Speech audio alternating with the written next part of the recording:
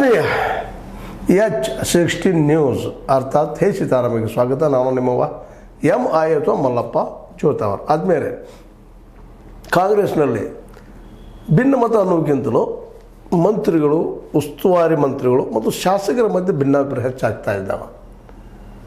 ಮಂತ್ರಿಗಳು ಇವರ ಧ್ವನಿಗೆ, ಇವರ ಬೇಡಿಕೆಗೆ ಸ್ಪಂದಿಸ್ತಾ ಇಲ್ಲ ಅನ್ನುವಂಥ ಮಾತು ಕೇಳಿ ಬರ್ತಾ ಇದ್ದಾವೆ. ಕೆಲವು ಕಡೆ ಉಸ್ತುವಾರಿ ಮಿನಿಸ್ಟರಪ್ಪ ಅಂತ ಹೇಗೆಂದರೆ ಒಬ್ಬ ಯಜಮಾನ ನಾವು ಕೈಯಲ್ಲಿ ಕೆಲಸ ಮಾಡುವವರು ಅಂತ ಭಾವ ಬರುವಂಗೆ ನಡ್ಕೊಳ್ತಾ ಇದ್ದಾರೆ ಅನ್ನೋಂಥ ಮಾತುಗಳು ಕೇಳಿ ಬರ್ತಾ ಇದ್ದಾವೆ.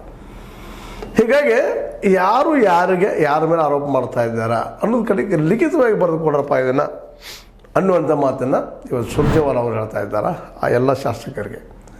ಹೀಗಾಗಿ ಈ ಎಲ್ಲ ಒಂದು ಮಗ್ಗಲ ಚರ್ಚೆಯನ್ನು ತೋರಿಸ್ತಾ ಇದೆಯಪ್ಪ ಅಂತಂದ್ರೆ ನಿಧಾನಕ್ಕೆ BJPಯಲ್ಲಿಯ ಮುಖ್ಯಮಂತ್ರಿ ಕುರ್ಚಿಯ ಕಾಂಪಿಟೇಷನ್ ಕಡಿಮೆ ಆಗ್ತಾ ಇದೆ.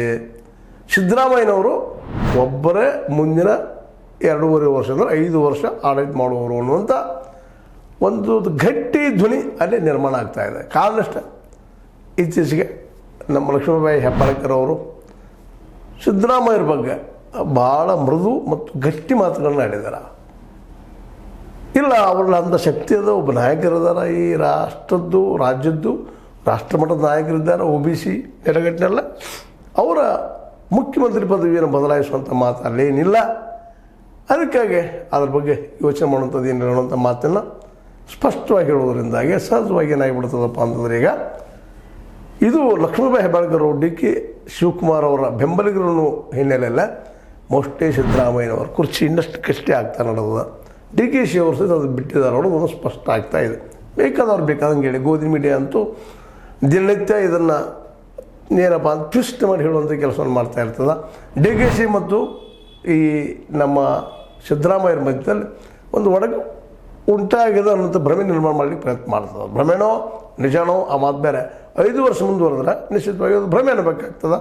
ಅಷ್ಟರಲ್ಲ ಏನಾದರೂ ಮುರಿದು ಬಿದ್ದರೆ ಹೌದು ಸತ್ಯ ಅನ್ನಬೇಕಾಗ್ತದೆ. ಇರಲಿ, ಅದು ಮಾಧ್ಯಮದ, ಅದರಲ್ಲೂ ಗೋಧಿ ಮೀಡಿಯಾದ ಒಂದು ಪ್ರಭಾವಳಿ.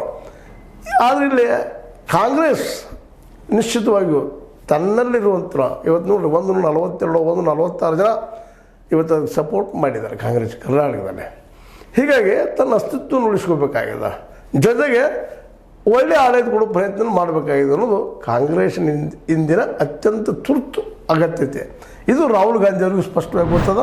ರಾಷ್ಟ್ರ ಮಟ್ಟದಲ್ಲಿ ಏನಾದರೂ ಒಳ್ಳೆಯ ಕೆಲಸವನ್ನು ಮಾಡಿದರೆ ಕಾಂಗ್ರೆಸ್ಗೆ ಬೆಸ್ಟ್ ಆಗ್ತದೆ, ಒಳ್ಳೆಯದಾಗ್ತದೆ. ಮುಂಬರುವ ದಿನಗಳಲ್ಲಿ ಇನ್ನೂ ಏರಿಕೆ ಆಗ್ತದೆ ಅನ್ನುವಂಥದ್ದು ಕಾಂಗ್ರೆಸ್ಸಿಗರ ಒಂದು ದೃಢ ನಿರ್ಧಾರ. ಅದಕ್ಕಾಗಿ ಅವರು ಇವತ್ತು ತಮಗೆ ಎಷ್ಟು ಆಸೆ ಇದ್ರು, ಇವತ್ತು DKC ಅವರು ಸಾಕಷ್ಟು ಆಸೆ ಇದೆ, ನಾನು ಆಗಬೇಕಪ್ಪ ಮುಖ್ಯಮಂತ್ರಿ ಅಂತೇಳಿ. ಆದರೆ ಅದು ಆಗೋದಿಲ್ಲ ಅನ್ನೋದು ಕನ್ಫರ್ಮ್ ಆದಮೇಲೆ ನಾನು ನನ್ನ ಸ್ಥಾನದಲ್ಲಿ ಅಧ್ಯಕ್ಷ ಗಿರಿಯದ, ಯಾಕಂದ್ರೆ ಒಂದು ಪಾರ್ಟಿ ಅಧ್ಯಕ್ಷ ಗಿರಿಯದ ಸ್ಥಾನದಲ್ಲ ಅದು, ಆ ಪೋಸ್ಟನ್ನ ಇಟ್ಟುಕೊಂಡು ಹೋಗುವಂಥದ್ದು ಮತ್ತು ಜೊತೆಗೆ ಖಾತೆಗಳಿದ್ದಾವೆ, ಒಳ್ಳೆಯ ಖಾತೆಗಳಿದ್ದಾವೆ, ನಿರ್ವಹಿಸುತ್ತಾ ಹೋಗುವಂಥದ್ದು. 2028ರಲ್ಲಿ ಈ ಮುಂಬರುವ ಚುನಾವಣೆಯಲ್ಲಿ ಇನ್ನೂ ಗಟ್ಟಿಯಾಗಿ ಫೈಟ್ ಮಾಡಿ ಅಧಿಕಾರ ತಗೊಳ್ಳೋದು ದಿಶೆಯಲ್ಲಿ ಮುಂದುವರೆದಿದ್ದಾರೆ ಅನ್ನುವಂಥ ಮಾತು. ಇದು BJPಗೆ ನುಂಗಲಾರ ತುಪ್ಪ ಆಗ್ತಾಯಿದೆ ದಿನದಿಂದ ದಿನಕ್ಕೆ. ಯಾಕಪ್ಪ ಅಂತಂದ್ರೆ ಇದೇ ರೀತಿಯಾಗಿ ಹೋದ್ರೆ ಮತ್ತು 2028ರಲ್ಲೇ ಅವ್ರ ಗೆಲುವು ನಿಶ್ಚಿತ ಅನ್ನುವಂಥ ಮಾತು. ಹೀಗಾಗಿ BJP ಇದ್ದಂಥದ್ದು ಸಹಜ, ಕಾಂಗ್ರೆಸ್ಸಿನ ಸಣ್ಣ ತಪ್ಪುಗಳು ಸಹಿತ ರಾಹುಲ್ ಗಾಂಧಿಯಲ್ಲಿ ಹೇಳಿ ಜಗತ್ತಿಗೆ ತೋರಿಸುವಂಥದ್ದು, ಜನಕ್ಕೆ ತೋರಿಸುವಂಥ ಕೆಲಸ ಮಾಡ್ಲಿಕ್ಕೆ ಅದು ಮಾಡಬೇಕು. ಮತ್ತು ಯಾಕೆಂದರೆ ವಿರೋಧ ಪಕ್ಷ ಅಂದ್ರೆ ಹಂಗೆ ಅದು, ಅದನ್ನು ಕೆಲಸವನ್ನು ಮಾಡುವಂಥದ್ದು ಮಾಡಲೇಬೇಕು. ಯಾರ್ದು ಮುತುವರ್ಜಿ ಕಾಯೋ ಅವಶ್ಯಕತೆ ಇಲ್ಲ. ಸಿದ್ದರಾಮಯ್ಯ ಅಂದರೆ ಒಳ್ಳೆ ಆಡಳಿತ ಕೊಡ್ತಾಯಿದ್ರು, ಒಳ್ಳೆಯದು ಕೊಟ್ಟಿದ್ದಾರೆ ಅನ್ನೋಕ್ಕಿಂತಲೂ ದೋಷಿಗಳನ್ನು ಹುಡುಕಿ ಜನಕ್ಕೆ ತಿಳಿಸುವಂಥ ಕೆಲಸ, ತಪ್ಪುಗಳನ್ನು ಜನಕ್ಕೆ ತಿಳಿಸುವಂಥ ಕೆಲಸ ವಿರೋಧ ಪಕ್ಷ ಮಾಡಬೇಕಾಗಿದ್ದು ಅದರ ಕರ್ಮ ಧರ್ಮ. ಇನ್ನು ಇಲ್ಲಿ ಒಂದು ಹಂತಕ್ಕೆ ಬರ್ತಾ ಇದೆ ಕಾಂಗ್ರೆಸ್ ಎಂದು. ನಿಶ್ಚಿತವಾಗಿ ಕಾಂಗ್ರೆಸ್ ಇವತ್ತು ಸಿದ್ದರಾಮಯ್ಯರ ಬೆಂಬಲಿಗೆ ನಿಲ್ಲುವಂಥ ಎಲ್ಲ ಸಾಧ್ಯತೆಗಳು ಹೆಚ್ಚಾಗಿದ್ದಾವೆ. ಯಾಕೆಂದರೆ 2028 ಆಗಿರ್ಬೋದು, ಮುಂದಿನ ಎಲೆಕ್ಷನ್ 2027 ನಿಶ್ಚಿತವಾಗಿ ಸಿದ್ದರಾಮಯ್ಯನವರು ರಾಜಕೀಯದಲ್ಲಿ ಬರಲಿಕ್ಕಿಲ್ಲ ಅನ್ನೋದು 100ಕ್ಕೆ 100ರಷ್ಟು ಗಟ್ಟಿದ್ರು. ಎಲ್ಲೋ 1% ಸಂಶಯ ಮಾಡುವಂಥ ವಿಧವಿಲ್ಲ ಅಂತಲ್ಲ. ರಾಜಕಾರಣಿಗಳು ತಮ್ಮ ಮಾತಿಗೆ ಕಟಿಬದ್ಧ ಆಗಿರ್ತಾರೆ ಅನ್ನೋದು ಹೇಳೋದು ಭಾಳ ಕಷ್ಟ. ಯಾಕಂದ್ರೆ ಅಧಿಕಾರ ಅಮರನ ಹಂಗಿರ್ತದೆ. ಆದರೂ 99.9 ಅವ್ರು ಹಿಡಿದು ಹೋಗ್ತಾರಪ್ಪ 2028ಕ್ಕೆ ಅಂತೇಳಿ. ಆ ಸಂದರ್ಭದಲ್ಲಿ ಕಾಂಗ್ರೆಸ್ಸಲ್ಲಿ ಕಾಂಗ್ರೆಸ್ ಆಯ್ಕೆ ಆದಮೇಲೆ ಯಾರು ಎಷ್ಟು ಮಂದಿನ ಗೆಲ್ಲಿಸ್ಕೊಂಬಂದಾರೆ, ಯಾರ್ಯಾರಾದ್ರೂ ಆಗ ನಿರ್ಧಾರ ಮಾಡುವಂಥ ಕೆಲಸ.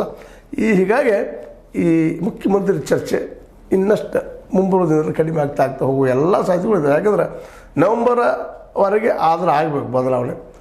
ಆಗಲಿಲ್ಲಪ್ಪ ಅಂತಂದ್ರೆ ಸಿದ್ದರಾಮಯ್ಯರು ಮುಂದುವರೆದ್ರು ಅನ್ನೋದು ಅಷ್ಟ ಸ್ಪಷ್ಟ ಅದ. ಇನ್ನು ಕಾಂಗ್ರೆಸ್ನಲ್ಲಿ ಇನ್ನೊಂದು ದೊಡ್ಡ ದೋಷ ಏನಪ್ಪ ಅಂತಂದ್ರೆ ಇಲ್ಲಿಯ ಮಂತ್ರಿಗಳು ಉಸ್ತುವಾರಿ ಆಗಿರ್ಬೋದು, ಮಿನಿಸ್ಟರ್ಸ್ ಒಂದು ಜಿಲ್ಲೆಯ ಉಸ್ತುವಾರಿ ಕೊಟ್ಬಿಟ್ಟಿದ್ದಾರೆ ಅವರಿಗೆ. ಅವರು ಶಾಸಕರನ್ನು ವಿಶ್ವಾಸ ತೆಗೆದುಕೋಬೇಕಾಗಿದೆ ಇವತ್ತು.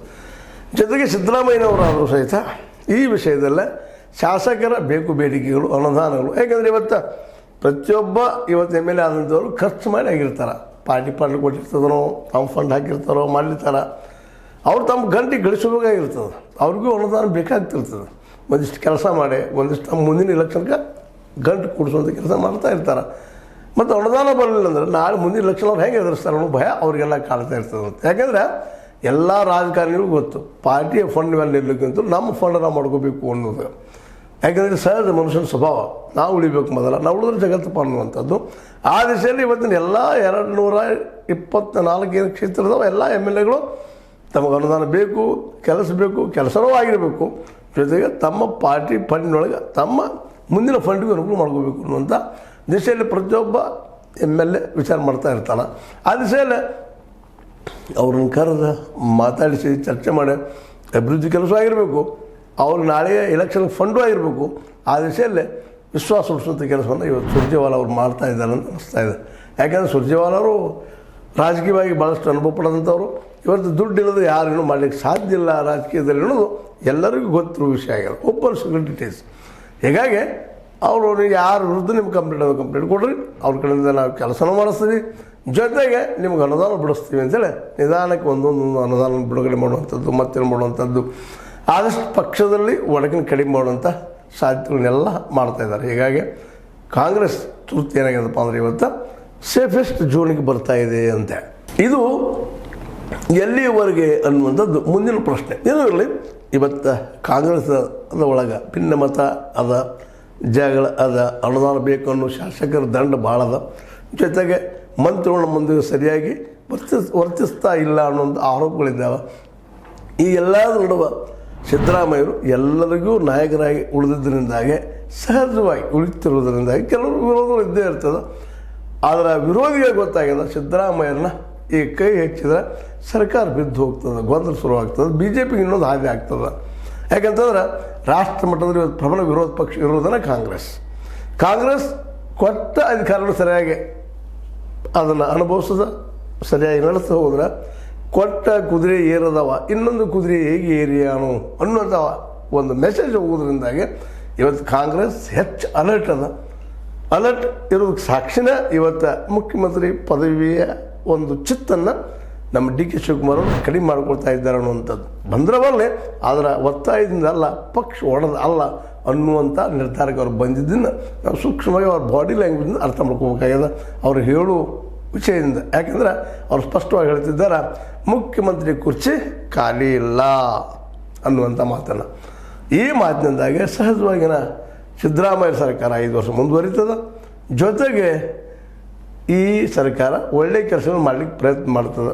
ಗ್ಯಾರಂಟಿಗಳ ಜೊತೆಗೆ ಇನ್ನಷ್ಟು ಅನುದಾನ ಬಿಡುಗಡೆ ಮಾಡಿ ಆದಷ್ಟು BJPಯ ಟೀಕೆಗಳಿಗೆ ಆಹಾರ ಆಗದಂಗೆ ತಮ್ಮನ್ನು ತಾವು ಸುರಕ್ಷಿತವಾಗಿ ದಳಕ್ಕೆ ಸೇರಿಸುವಂಥದ್ದು 2027ರಲ್ಲಿ ಇನ್ನೊಂದು ಗೆಲ್ಲುವಂಥ ಪ್ಲ್ಯಾನನ್ನು ಈಗ ಮಾಡ್ತಾ ಇದ್ದಾರೆ ಅಂತ ಭಾಳಷ್ಟು ಅನ್ನಿಸ್ತಾ ಇದೆ. ನಿಮಗೇನು ಅನ್ನಿಸ್ತದೆ? ನಾ ಹೇಳ್ತಿ ತಪ್ಪು ಅನ್ನಿಸ್ತದೆ, ನೀವು ತಪ್ಪನ್ರಿ, ಸರಿ ಅಲ್ರಿ, ಏನಾದರೂ ನನ್ನ ಟೀಕೆ ಮಾಡ್ತಾ ಇರ್ರಿ. ವಿಮರ್ಶೆ ಬೇಕು ಜೀವನಕ್ಕೆ, ಒಳ್ಳೆಯ ವಿಮರ್ಶೆ, ಒಳ್ಳೆಯ ಮಾರ್ಗದರ್ಶನ. ಈ ದಿಶೆಯಲ್ಲಿ ನಿಮ್ಮ ಕಾಮೆಂಟ್ಗಳನ್ನ ನಾವು ಸಹ ನೋಡ್ತಾ ಇರ್ತೀವಿ.